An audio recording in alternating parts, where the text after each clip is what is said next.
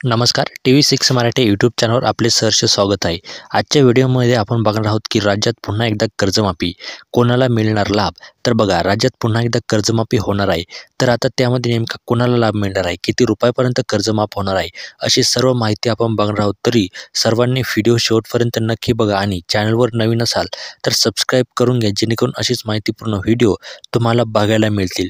तर चला, आता वेळ वाया न घालवता लगेच व्हिडिओला सुरुवात करूया. बघा, राज्य सरकारने शेतकऱ्यांच्या आर्थिक स्थितीत सुधारणा करण्यासाठी एक महत्त्वाकांक्षी योजना जाहीर केली. राज्य शेतकरी कर्जमाफी योजना. या योजनेअंतर्गत राज्यातील लाखो शेतकऱ्यांचे 2 लाख रुपयांपर्यंतचे कर्ज माफ करण्यात येणार आहे. सुरुवातीला ही योजना 50,000च्या कर्जमाफीसाठी होती, परंतु शेतकऱ्यांना अधिक दिलासा देण्यासाठी ही मर्यादा 2 लाखांपर्यंत वाढवण्यात आली आहे. ही योजना विशेषतः ज्या शेतकरी कुटुंबासाठी वरदान ठरणार आहे, जे विविध कारणांमुळे त्यांचे कर्ज फेडू शकत नाहीत.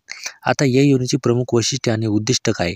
या योजनेचे प्राथमिक उद्दिष्ट म्हणजे शेतकऱ्यांना कर्जाच्या ओझ्यातून मुक्त करणे आणि त्यांना कृषी क्षेत्रात पुढे जाण्यासाठी प्रोत्साहन देणे. योजनेची अंमलबजावणी पूर्णपणे डिजिटल पद्धतीने केली जात आहे, ज्यामुळे प्रक्रिया पारदर्शक आणि कार्यक्षम होते. आधार कार्ड आणि रेशन कार्डशी संलग्न असलेल्या किसान क्रेडिट कार्ड कर्जाची माहिती बँकांकडून थेट कर्जमाफी पोर्टलवर अपलोड केली जात आहे. 31 मार्च 2020 पर्यंतची मानक पीक कर्जे या योजनेअंतर्गत विचारात घेतली जातील. योजनेची अंमलबजावणी वेब पोर्टलद्वारे होत असल्याने अर्जदार आणि अधिकारी यांच्यातील थेट संपर्क कमी होईल. तसेच आधार क्रमांकाच्या वापरामुळे योग्य लाभार्थ्यांची निवड सुनिश्चित होईल. कागदविरहित अर्ज प्रक्रिया ही या योजनेची एक महत्त्वाची वैशिष्ट्य आहे. या योजनेचा लाभ घेण्यासाठी आपल्याला काही महत्त्वाचे निकष ठरवण्यात आलेले आहे. नंबर 1. अर्जदाराचे वय 18 वर्षापेक्षा जास्त असणे आवश्यक आहे.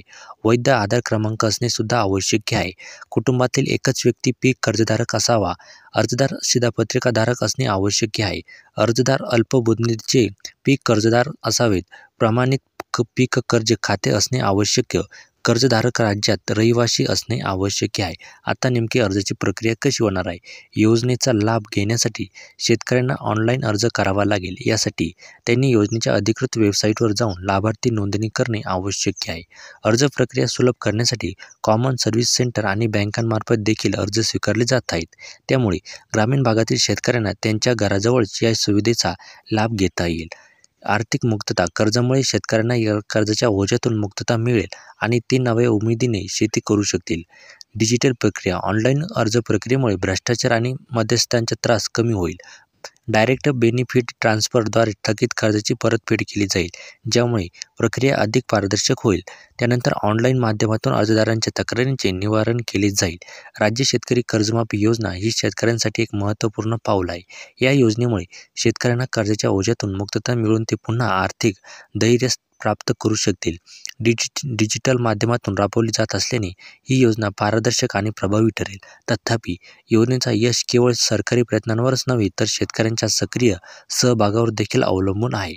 वरील माहिती आम्हाला सोशल मीडियावरील मिळालेली आहे, त्यामुळे आमचा उद्देश एवढाच आहे की माहिती तुमच्यापर्यंत पोहोचवणे.